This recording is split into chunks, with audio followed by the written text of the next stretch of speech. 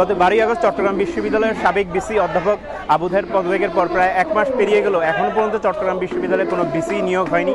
সেই পরিপ্রেক্ষিতে চট্টগ্রাম বিশ্ববিদ্যালয়ের সাধারণ শিক্ষার্থীরা চট্টগ্রাম বিশ্ববিদ্যালয়ের 0 পয়েন্টে অবস্থান কর্মসূচি পালন করছে এবং তারা বলছেন যে যতক্ষণ পর্যন্ত চট্টগ্রাম বিশ্ববিদ্যালয়ের ভিসি নিয়োগ না হচ্ছে ততক্ষণ পর্যন্ত তারা এই 0 পয়েন্টে অবস্থান কর্মসূচি পালন করবে।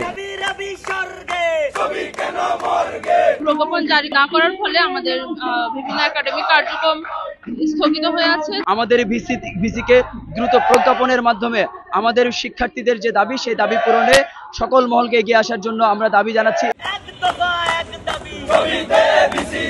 তারা বলছে যে তাদের শিক্ষা জীবন হুমকির মুখে এবং প্রশাসনিক কার্যক্রম পুরো স্থবির বলা যায় যে চট্টগ্রাম বিশ্ববিদ্যালয়ে এই সংকট কাটিয়ে তোলার জন্য যেন অতি দ্রুততর সময়ে চট্টগ্রাম বিশ্ববিদ্যালয়ে ভিসি নিয়োগের যে প্রজ্ঞাপন জারি করে এবং বিশ্ববিদ্যালয়ের স্বাভাবিক কার্যক্রম ফিরিয়ে আনার জন্য তারা এই অবস্থান কর্মসূচি পালন করছে। চট্টগ্রাম বিশ্ববিদ্যালয় থেকে তারিফ রহমান, সময় সংবাদ।